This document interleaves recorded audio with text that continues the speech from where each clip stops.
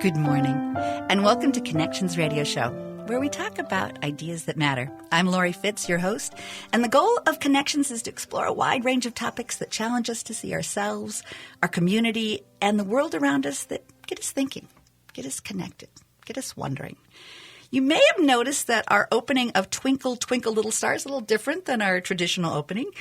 And why did we use that opening? Well, I had a chance to hear the first reading of the play Marjorie Prime, which will be playing at Park Square April 19th to May 19th, and it was absolutely stunning, both the writing and the actors' reading. And in the play, Twinkle, Twinkle is mentioned, and it stayed with me as an image. What is a star? It's a piece of light, and stars are what we tell stories about, and they guide our way, something we wish upon. But what are they? And I found it to be a beautiful metaphor. And as I looked at the words, I thought they might be interesting to add to the conversation. Twinkle, twinkle, little star, how I wonder what you are. Up above the world so high, like a diamond in the sky. And when this blazing sun is gone, when nothing shines upon, then you show your little light. Twinkle, twinkle, twinkles through the night. So Park Square has Prime Productions as a theater in residence, which means it's a co-production, and the play is Marjorie Prime. And because of the success of the first production of Little Wars, Park Square approached Prime Productions to do a play together. This play, Marjorie Prime, as I said before, is April 19th through May 19th. It's by Jordan Harrison, and it's directed by Elena Giannetti. And we have the director, Elena, joining us today. In this segment, we're having Elena as well as Candace Barrett-Burke, who plays Marjorie. So welcome, Elena. Hello. And welcome, Candace. Good to be here. Always fun to have you both on this show. So this is a show a little bit about artificial intelligence and how 85-year-old Marjorie is a jumble of desperate and fading memories, and she's got this handsome companion, a hologram or smart technology, and he's programmed to feed the story of her life back to her. And I think a question that comes back, and we've talked about, is what would we want to remember, and maybe what would we want to forget? So, Elena, tell me why this play. Why this play?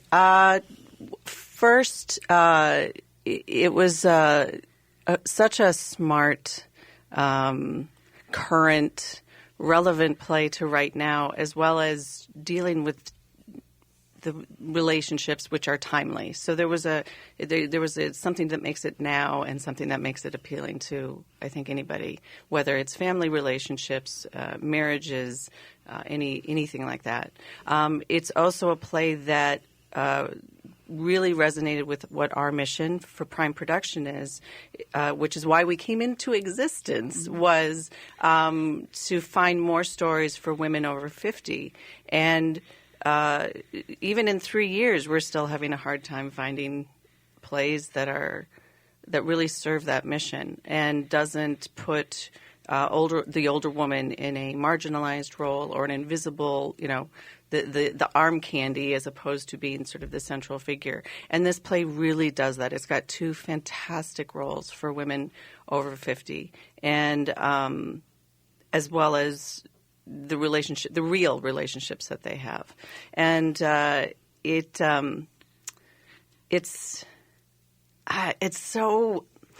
because it's set in the future. It's technically set in 2062. It often gets labeled as a science fiction. Mm-hmm. But as I've been preparing to direct it, it's so not science fiction like you would think. It's not Star Trek. It's not the Jetsons. It's not anything like that. And I think we have the seeds for that going on right now. Yeah. We look at our Facebook, and that's our sets of stories. I'll get something from 5 years ago, and it pops up, and it's like, I forgot all about that I had posted that. And it brings up all kinds of memories. And it's also what we post becomes what is our story. Now, maybe not everyone posts absolutely accurate on the Facebook. And so how does Facebook support us in helping our memories? Yeah, and is it a next step after Facebook of creating an artificial intelligence? Well, with Facebook, you are really able to curate those memories. way more than you are able to control the memories that develop in your life. Right. And yeah, those I don't even know what they call it on Facebook. But 5 years ago, you posted this. And you're like, okay, I guess Facebook thought that was important, but I don't really need to remember what I ate 5 years ago. But sometimes it's kind of nice as you get older. It's like, wow, do not even remember posting that. But that's cool. I'm glad. It looks tasty. I'm glad I enjoyed myself. Well, and I think that with where we are right now in terms of the sort of smart technology, Jordan Harrison wrote the play in 2014. It was a Pulitzer Prize finalist in 2015. Even then, the technology from then to now, we're talking barely 5 years, has advanced exponentially. It's fascinating how far along we actually are. And there's the technology that we don't know about. You know, there was this weird, obscure thing I heard about. They're using artificial intelligence and face recognition and all this kind of stuff, but it's only being devised in some lab in Oregon, and the military might use it, but it's so obscure. And you're thinking, well, that's probably, you know, the stuff is probably already there. Even your Alexa in the house. Yeah. And she learns. She does learn. And it's scary. Alexa, Yes. how did you know that? Yes. So we are, even though the play is set so far ahead, There's really seeds. considering that it could be 5 years from Right. now, 10 years from now. The seeds are there. If I imagine, what if Facebook, was a hologram, and I only put the memories that I want on Facebook. I don't necessarily share everything that's painful on Facebook. That's sort of personal, and this whole idea of what do I really want to document, and I think that becomes a question. How much and who and what do you want to share? And what the play starts to deal with is who gets to make those decisions. Because as Marjorie's memories are fading, it's her daughter and son-in-law that are starting to decide, well, should we remind her of this? Should we not remind her of that? And they can use the technology to feed the memories into that, so that the technology feeds the artificial intelligence is what's feeding the memories to Marjorie to help her remember. I also like that there's confusion as to whether or not it's a good thing or not. And the daughter, you're shaking your head, Candace. Yeah, well, yes. Yeah. That who here you're Marjorie Prime. That's look, you're Marjorie. Is your last name even listed? Yes. Oh, sorry. It comes up in a scene. We'll talk about that. Yeah. I think that whole notion of who gets to tell the story and what part of the story serves you, and where do you want to reframe the story, and we have talked about that Rashomon effect, about everybody who sees an event has a different version of the story because you see it through your own lens.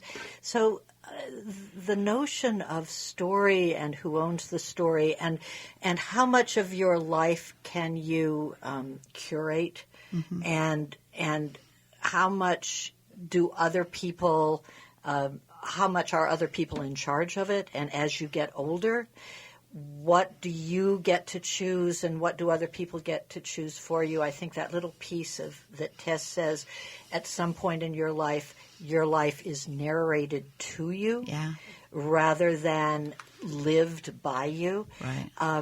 So the notion of story and memory become very interconnected, and what is truth? Yeah. Yikes. Yeah. What is truth, and does it always have to serve you, or who does it serve?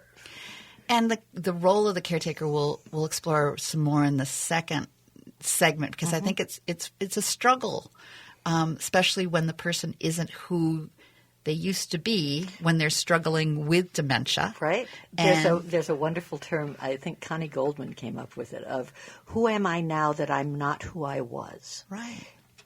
That happens a lot. I think it's tough with family. Yeah. I think Of course. the son-in-law has a little less hard time with it because it wasn't. He doesn't have the baggage. Yeah. The history. Yeah.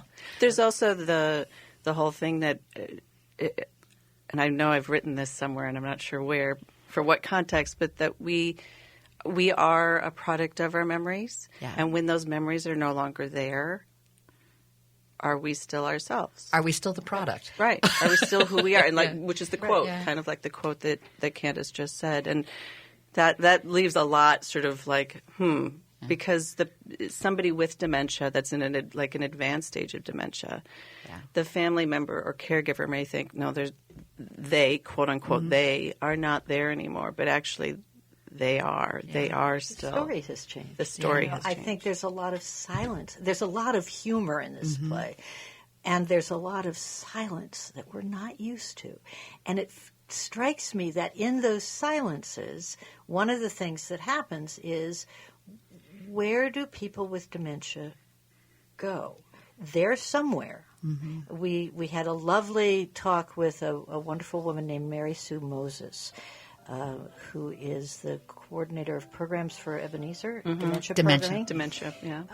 And her talking about, they're still there. And with that, I want to make sure that folks know that there is going to be a discussion with a talkback that will include, so if you've got questions, that's going to be on May 11th, Mary Sue Moses, and she is the program coordinator for Dimensions. Also, I'll be doing a talkback on April 28th, which is a 2 p.m. show.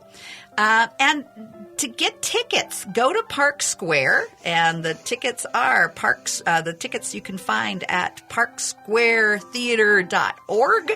Buy some tickets, and next segment I'll be giving some tickets away. So stay tuned. Listen next segment so that you can call in and get your free tickets for May 3rd. So with that, stay tuned. Come back, and there's more to talk about.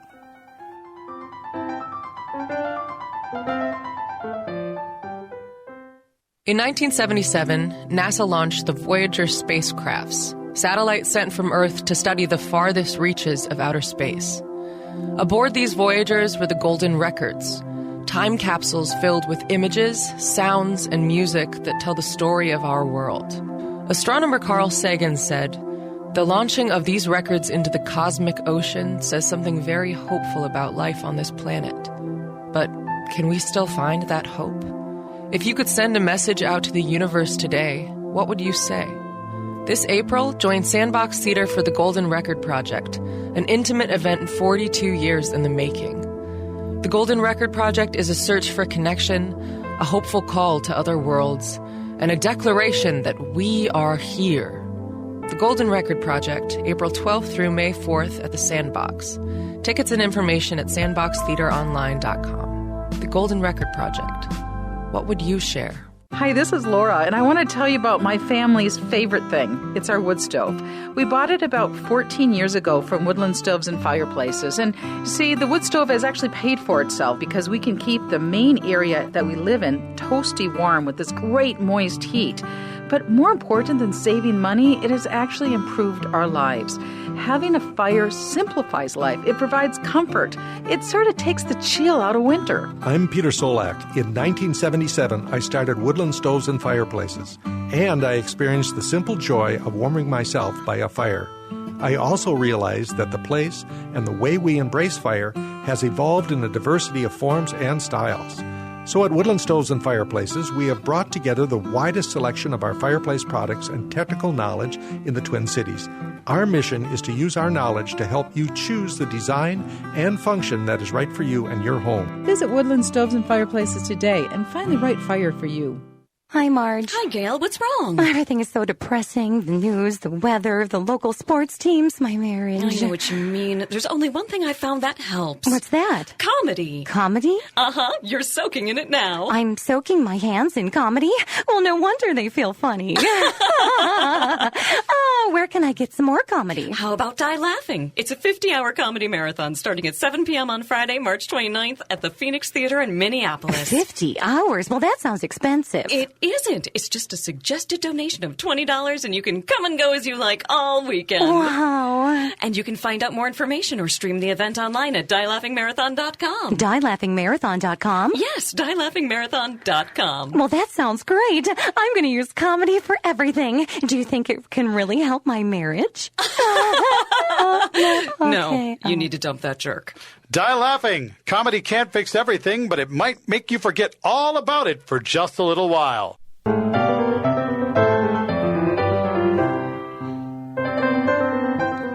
Welcome back to Connections Radio Show. And yes, that is Twinkle, Twinkle, Little Star.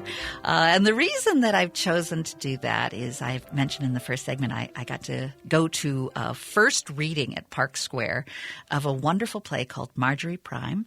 That play is going from April 19th to May 19th. It is a stunning production in many ways. The writing is absolutely delightful and thoughtful. The actors are incredible, and the director will bring it all to life with her amazing talent. So in our last segment, we had Elena Giannetti, who is the director. Welcome, Elena. Thank you. We have Candace Barrett-Burke, who plays the part of Marjorie. Always good to be here. And we have James Rodriguez, who is an artificial intelligence hologram. You are a smartphone come to life. That I am. Yeah. So in the last segment, we talked a little bit. I opened with Twinkle Twinkle's verses, and I really like the second verse too. The second verse of Twinkle Twinkle also, I think, adds to the what does it mean to have sort of a star? Then the traveler in the dark thanks you for that tiny spark. He could not see where to go if you did not twinkle so. And I'm wondering if artificial intelligence is kind of like that spark. Is it that light? Because you are light. You're made of light as a hologram. How are you doing a character analysis of something that is light? That is a really great question, and that's sort of the reason that I was really excited to step into this role and work on this show was being a hologram or artificial intelligence being sort of adds its own challenges for an actor. Yeah. Usually, when I take on a role, I start with thinking about a backstory. Yeah, plumb those emotions. Yeah, and figure out, who I am and what drives me and what I want and how I'm going to get it. Being this holographic artificial intelligence being, I start off with not much of a backstory. I'm sort of a blank slate as it's written, and my story gets built as various characters in the show are feeding me the memories. Sure. So in a way, it feels like my backstory is being built in front of the audience. So you're almost like a baby. Very much so, yeah. And I think there's a line at one point during the show, in the script, where John says he can learn as sort of like a baby, but just a lot faster. So you watch it and kind of, maybe a baby, sort of a child an innocence, grow up. An innocence grow right before your very eyes. But the reading, you did it beautifully. There was just this whole. It seemed as the play went on, there was a little bit even more of less tentative. After you've processed it, that you grew with it. Yeah, I'm working on that and trying to figure out what sort of journey Walter goes on. But I do think as he learns more and the story evolves. He does get a little more comfortable with Marjorie. Yeah, his wife. And this strikes me. I know you were about to say something. I'm going to let you say, and then I have a question for you, Elena. Well, I was just going to jump in on that. What comes out in the play, and I'm not going to say how, but that the hologram's desire, the artificial intelligence desire, is to become more human. But the definition of what that is that defines their humanness really lends itself. It's the unpredictability. No, it's the predictability of humans, and so for the technology to try to imitate that and discover it. There's to make it as natural as possible. Yeah, it does feel like there's a quest. Yeah, and it's a hero quest in its own way. Absolutely. That allows them to find a journey. So this is a good segue because I want to talk about your son and robotics, and you're kind of in a sandwich generation. I am. In fact, literally as we speak, my son is at the Williams Arena at the U of M for the first it's called First Robotics Competition. And this is something he's been doing his whole high school career. He's a senior now. And it's these kids program these robots to it's not robot fighting. They have a field and they have to accomplish certain tasks. And in a way, it's sort of the precursor of what, these characters, the character in the play, these holograms are, but being able to do tasks that otherwise humans can do very easily is how to program they have to build it. They learn what the challenges are going to be, and then they have to build a robot to do that, to do those tasks. And there's even challenges where the first 15 seconds or 20 seconds, the robot has to be able to operate without human control. So you're kind of going to school a little bit on that. I am. Yeah. And he'll start talking about these designs, and I'm like, it goes right over my head. But tell me more. Yeah. And he wants to go to college to work in video game design, which is a whole nother sort of element, with virtual reality games. And we're seeing more and more that you can get immersed in it, and it's a holographic all around you. I mean, what does that mean for vacations of the future? Exactly. Where can we go? So, I'm sandwiched between that and sending my son off to college, and parents that are in their over 75 and both living independently, but knowing I'm caught in the middle. Yeah. I'm pulled in both directions, and there's a lot of that in the play that really resonates with me personally. I like how Marjorie has a favorite grandchild. Well, of course. You're not supposed to talk about those things. Well, one of the things that we found with Marjorie, I think, is that she's sort of a guide. I mean, I'm 75, so she's 10 years ahead of me, and I feel like in working on her, she's kind of a guide for all of us into what is that about as you start to age, what happens? We all know that physical stuff happens, but what happens as your mind starts to make adjustments?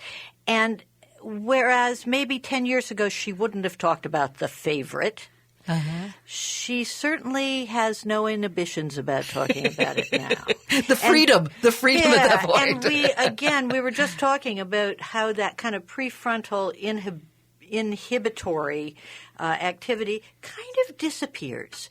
And so where there might have been inhibitions about all kinds of things, the interchange I have with Walter early on is just like, man, I do not have time to be inhibited about this. So we're going to go into it. Here we go. And there's something about that is disturbing, funny, refreshing, frightening, honest. Yeah. It's very, very human. And that when we start to discover what are those things right now, that the artificial intelligence has to have a human with him or her in order to advance. What is it that is human? Well, it's a brilliant play, and I'm encouraging everyone to go see it. It's April 19th through May 19th. You could win a ticket. I have a ticket for performance on May 3rd, which is at 7:30. And all you have to do is call 952. My producer's looking at me like, what are you talking about? No, that's not my phone number. It is the radio's phone number. You're going to call 952-946-6205. I'm going to give that number again, 952-946-6205. Call in for 2 tickets to see this amazing performance. And we'll be right back to talk to more of the actors about the show. So stay tuned.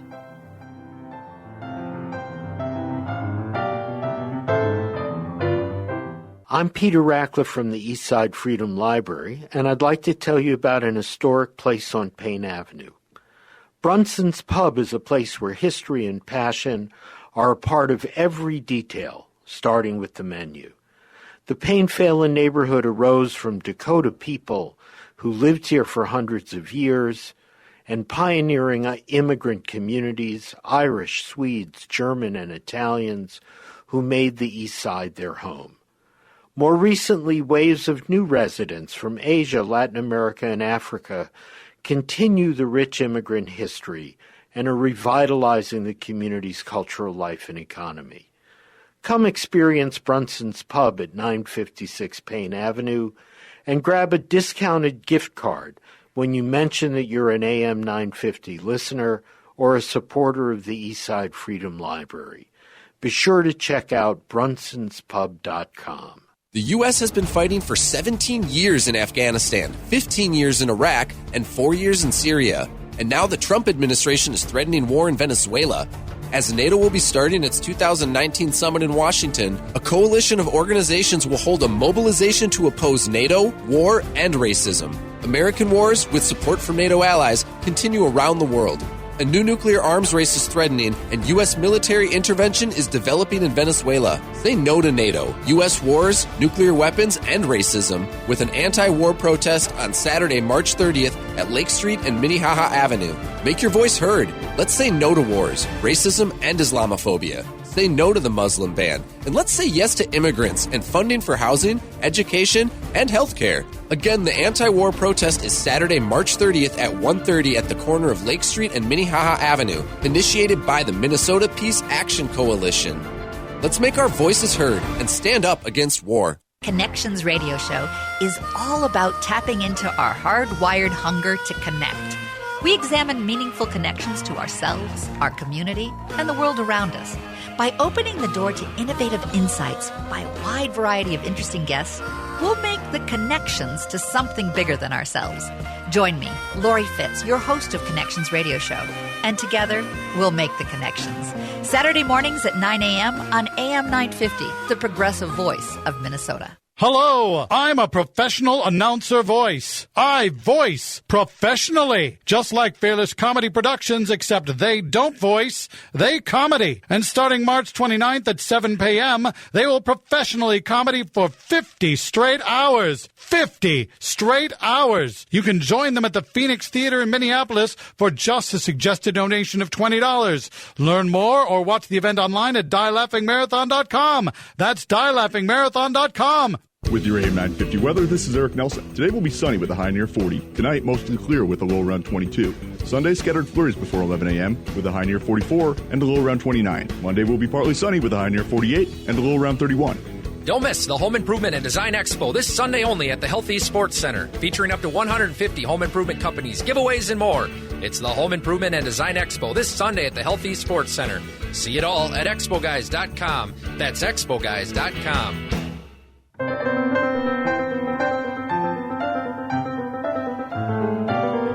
Welcome back to Connections Radio Show. Yeah, that's Twinkle Twinkle Little Star, not the traditional music that you normally hear when you tune into Connections, but that's because it was mentioned in a play reading that I went to for Marjorie Prime. It's a play that's at Park Square. It's a play that's co-produced. They're a theater in residence, Prime Productions. It's going from April 19th to May 19th. And we've been talking to the director. We've talked to Candace Barrett-Burke, who plays Marjorie. And we talked to James Rodriguez, who plays the artificial intelligence hologram. And in this segment, we've got a couple more folks joining us. We have Laura Stearns, who plays the Tess, the daughter. And the husband, we've got Andre Scholes, like Dr. Scholes without the riches, without the fortune. There we go. So just to give you a little idea of who's who, Candace plays Marjorie, and Marjorie is 87 and losing her memory. We've got her daughter Tess, who's played by Laura, who's maybe questioning into, is it a really good idea to use this whole artificial intelligence? Yeah, and she's also, not so much buying it into the whole AI thing. And there's a lot of baggage between you and your mom. And a fair amount. It's you could say that.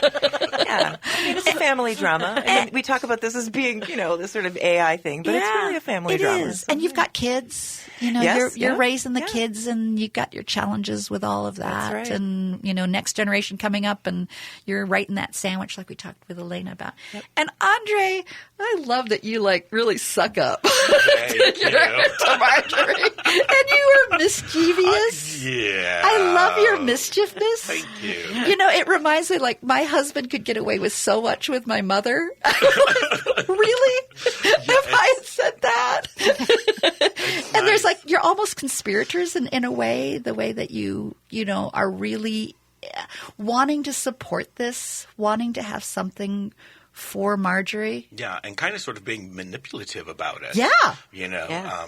Sort of really pushing forward and putting, I think, his decisions ahead of his wife at times. Yeah. But there's a love that you have for Marjorie, I sense.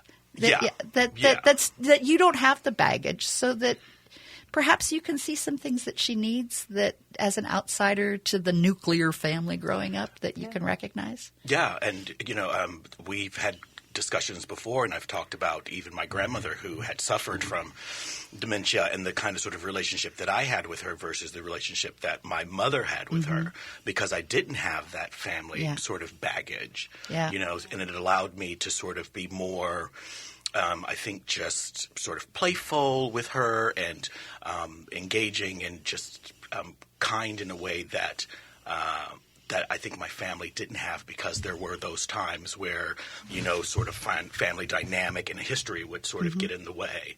So that put me in a unique position that I actually adored and loved. So. Yeah. And James, you're sort of the repository. You get to learn as you go about all these family dynamics. And there's an innocence, but there's something else as well that's going on. Yeah, there's an innocence, and I think the challenge with playing this sort of character that's learning as he goes is quickly making decisions of what his purpose is, because without a sense of self, I feel like you don't have much of a sense of purpose. But as the play goes on, his purpose is deepened to help Marjorie further and further. But I do think that as the play goes on, you see a relationship between Walter and John and Tess sort of build as well. I think a little stronger with John, because John is the one who's really pushing the idea of having Walter, the hologram, around to help Marjorie, whereas Tess is not as much into the idea. But I think that, at least my interpretation so far in the process, I think that as Walter builds his sense of self and his ego within, the artificial intelligence, that he probably also figures out or has not feelings, but at least a sense of a relationship to Tess even. Now, Tess, I think the play could also be called Tess just as much as it could be called Marjorie. I think so. Yeah, there's a struggle.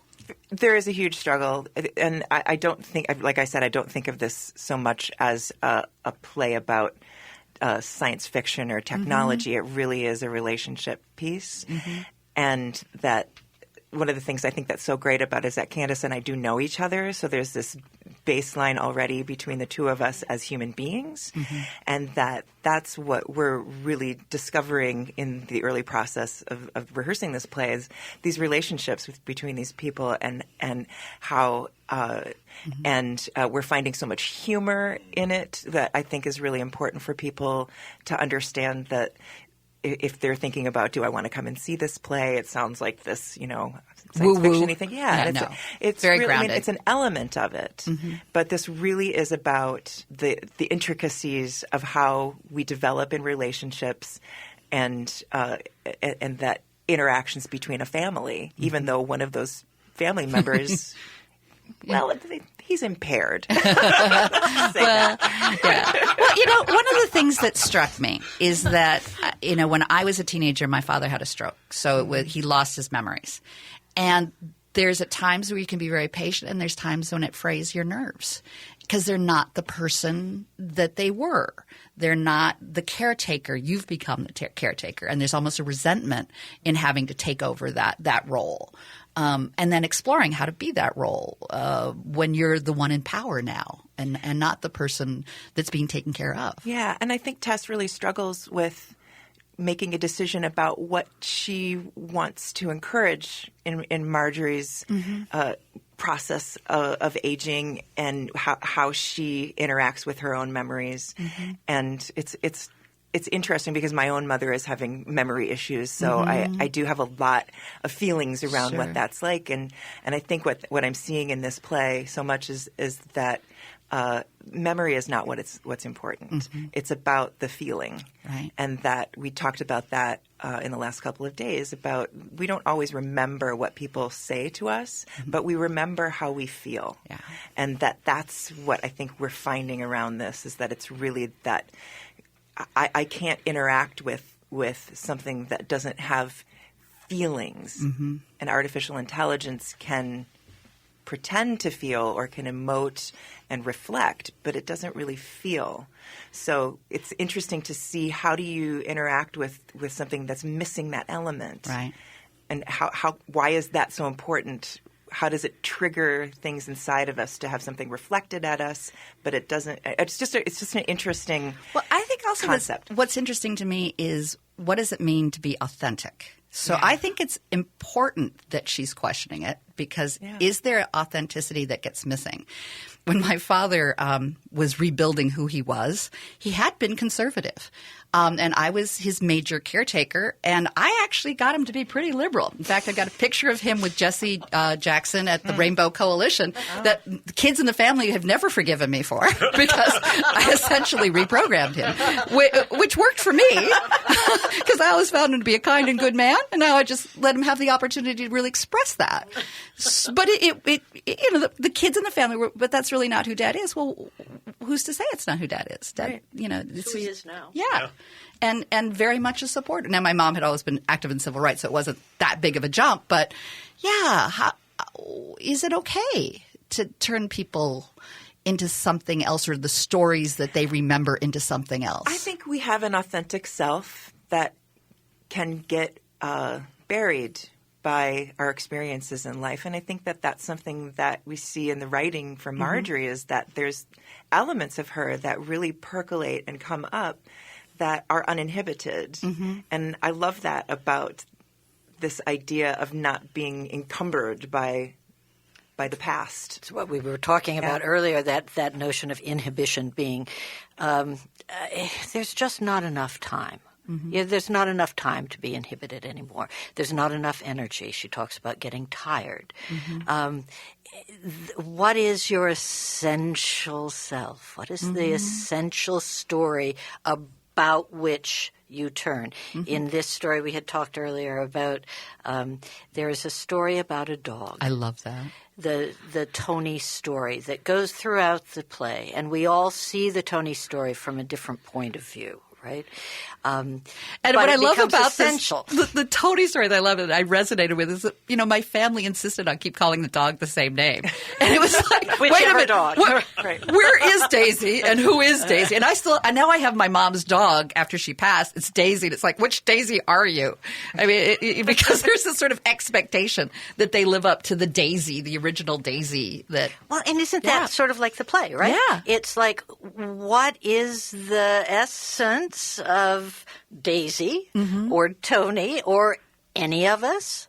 Are we just other versions of ourselves as we get older? And it also talks about how memories can meld into. So you have a couple of animals, and which Daisy was it that dug the hole in the garden, and and it sort of all becomes the same. In memories like that, we will pull things together and from different memories, right? And sometimes you go, huh.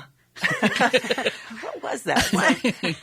We do find that in this play too. It's really interesting. I think the whole play is a way to keep exploring not only the technology, which is interesting, but how we use it.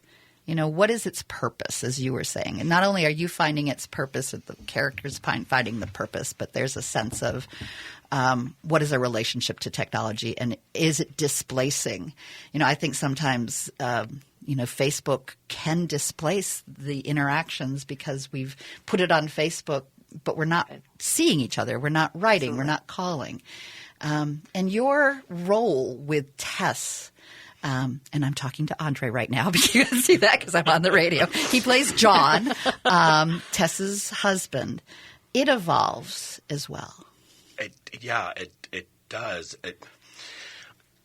I love how his character is just all about wanting to please, and he does have this real deep love for his wife, and I think a part of that love is extended to Marjorie. They didn't always have the easiest relationship. They found it. Exactly. Right? And that's such a wonderful thing. And I mean, that's kind of sort of how, life is, that happens. Well, in our next segment, I want to explore Madagascar. So I'm just going to say Madagascar is coming up, and we'll talk a little bit about that. Stay with us, and also I want you to go right to Park Square's website right now, parksquaretheater.org, and get some tickets, because I think this one's going to sell out. And it goes from April 19th to May 19th. And I'll tell you more in our next segment also about the talkbacks. I'll be part of one of those talkbacks, and you got to come see that. So stay tuned. We'll be right back and wrap up this wonderful hour that we've had with Marjorie Prime, the play.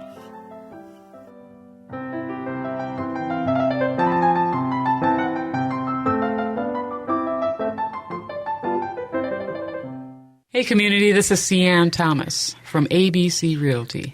We represent a diverse team of realtors here at ABC, and we're rooted in your community. We are the only brokerage with an intentional focus on the east side of St. Paul. We specialize in helping first-time homebuyers and people of color to find the home and the neighborhood of their dreams.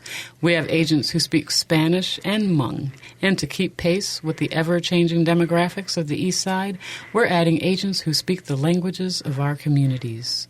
We're accessible and we're available for you. Face-to-face and over the phone, we'll help you each step of the way, whether you're buying or selling. We'll discuss the value of home ownership and how it can be leveraged to build your future. We are here for you, ready to put our experts to work for you. So learn more about us here at abcrealtytwincities.com. That's abcrealtytwincities.com. Art lovers, it's time to celebrate, learn about, and collect local art at the St. Paul Art Crawl, running April 26th to 28th. The Spring St. Paul Art Crawl, presented by the St. Paul Art Collective, is a must-do experience that you will love. Over the weekend, you will have the chance to explore a wide variety of art while touring through local artist studios, lofts, and galleries. Up for purchase will be paintings, photography, pottery, sculpture, fiber arts, and more. The Art Crawl sprawls over 34 locations. Join the Art Crawl and discover outstanding art for your own. And when you buy local art, you're providing to artists so that they may continue to create the art we love. The Metro Transit is supporting the local art community too, with free transit passes. Download your pass to ride buses and light rail for free during the Art Crawl. Be sure to get details at stpaulartcrawl.org. That's stpaulartcrawl.org. Connections Radio Show is all about tapping into our hardwired hunger to connect. We examine meaningful connections to ourselves, our community, and the world around us. By opening the door to innovative insights by a wide variety of interesting guests, we'll make the connections to something bigger than ourselves. Join me, Lori Fitz, your host of Connections Radio Show, and together we'll make the connections. Saturday mornings at 9 a.m. on AM 950, the progressive voice of Minnesota. In 1977, NASA launched the Voyager spacecrafts, satellites sent from Earth to study the farthest reaches of outer space. Aboard these Voyagers were the Golden Records, time capsules filled with images, sounds, and music that tell the story of our world. Astronomer Carl Sagan said, "The launching of these records into the cosmic ocean says something very hopeful about life on this planet. But can we still find that hope? If you could send a message out to the universe today, what would you say?" This April, join Sandbox Theater for the Golden Record Project, an intimate event 42 years in the making. The Golden Record Project is a search for connection, a hopeful call to other worlds, and a declaration that we are here. The Golden Record Project, April 12th through May 4th at the Sandbox. Tickets and information at sandboxtheateronline.com. The Golden Record Project. What would you share?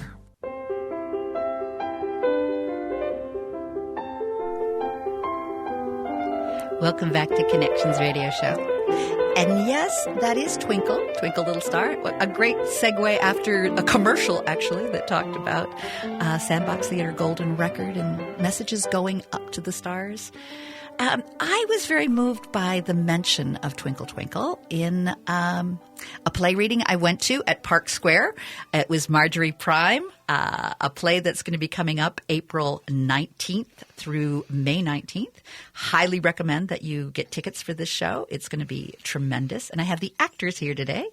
And the director, I have Elena Giannetti, who is the director. Welcome, Elena. Hello. We have Candace Barrett-Burke, who plays Marjorie. Nice to be here. Good to have you. We have Laura Stern, who plays the daughter Tess. Indeed, I do. We have an artificial intelligence, James Rodriguez. That is you. And then we have Andre Scholes, who plays the husband and son-in-law. Arg. And the instigator. Now, that sounds like an Irish pirate. Is that an Irish ding, pirate? Ding, ding. Yes. Yes, and you'll just have to wonder why we have an Irish pirate that showed up. But that Irish pirate probably won't be in the play, but definitely explained definitely here. And to get tickets, go to parksquaretheater.org. Also, check out primeprods.org. They are the theater in residence, an organization dedicated for older women to get their time on stage. And we talked with Elena a little bit more in depth about Prime. I want you to go ahead and look at Prime Productions, primeprods.org to learn about Prime Productions. But we also mentioned Madagascar. Now, Madagascar is brought up, and I'm fascinated by Madagascar because it's brought up. Yeah, it's brought up a couple of times. It has a very I'm trying not to give away spoilers here, and everybody, But it is. everybody in the booth is It's like, an "Don't adventure. say what it's It's an adventure. It's an adventure, and So- it's Africa, which is just cool. Sort of the beginning of time. Yeah, and what's fascinating, Jordan Harrison, the playwright, is really smart. Yes. I mean, really smart. And so, I'm starting to do all my prep and my research, and I'm digging into information about Madagascar that's relevant to the play, and suddenly I'm like, well, wait a minute. These things don't line up. And then there's another major real event that gets referenced in the play. It's an art installation. And we start putting in these we build a family timeline, and the dates aren't lining up. And I'm like, he wouldn't not do this on he purpose, gives too many right? good hints. So we've been talking about it, that he's purposefully not changed information, but he's making a comment about memory And rewriting by using things that the rest of us know or would otherwise know. So it's the whole Madagascar thing was the tip off for me of he's playing with saying that. that there's this and this happens in Madagascar, and I'm doing it, and I'm like, no, they don't. I mean, I'm trusting the internet enough to go, Which is great because this is a play that's set in the future. Yep. So how does history get remembered? Yeah. And how does history get documented? And what is real in history and what's not? Exactly. So the Madagascar comes into play with that, and yeah. So that's the big Madagascar reveal. Well, without revealing anything. Revealing anything. But I found it a magical, and because it comes up a couple times, you're led to believe that there's something about this, and there's something magical about what it is and what it could be. So I'm all I'm going to say is Madagascar. Go see the play and look for Madagascar. I also I love the idea of artificial intelligence as a hologram, as a Facebook embodiment of stories. And the reason I chose to have Twinkle Twinkle is I just want to share the last two stanzas, which I just think are prophetic. It's, again, I think he wouldn't have put that in there unless he knew that some geek like me would actually look up the words and go, why did he choose Twinkle Twinkle? And the last part of the song goes, in the dark blue sky you keep, and often through my curtains peep, for the never shut your eye till the sun is in the sky. And as your bright and tiny spark lights the traveler in the dark, though I know not what you are a twinkle, twinkle, little star. Mm-hmm. And Candace, you were sharing about the idea of why we have star stories.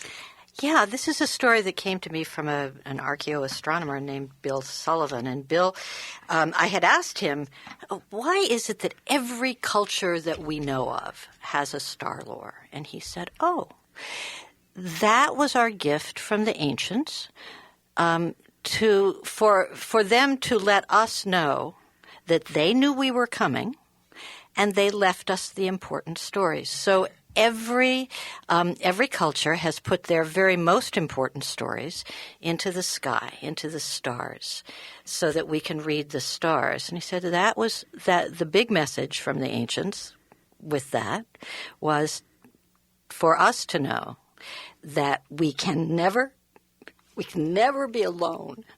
Because the stars are with us. The stars will the important stories of our humanity will always be with us in the sky.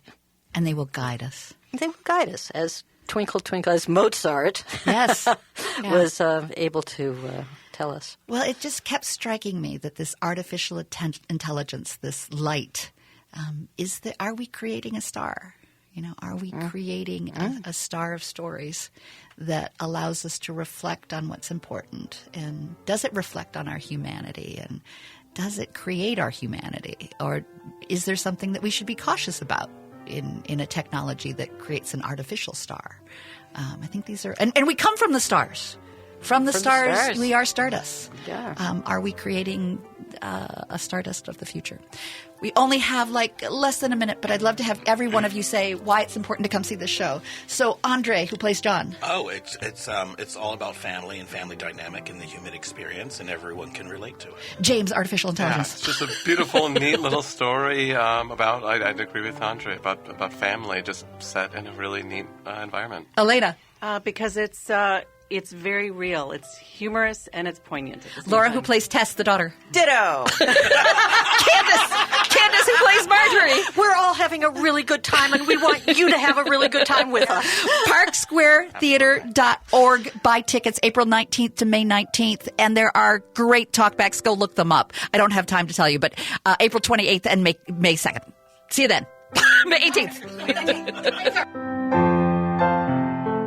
I'm Connie Burek, co-host of Awakened Living Infusion radio show. Join Michelle Kitzmiller and I as we focus on all aspects of health, wellness, spirituality, and growth from a mind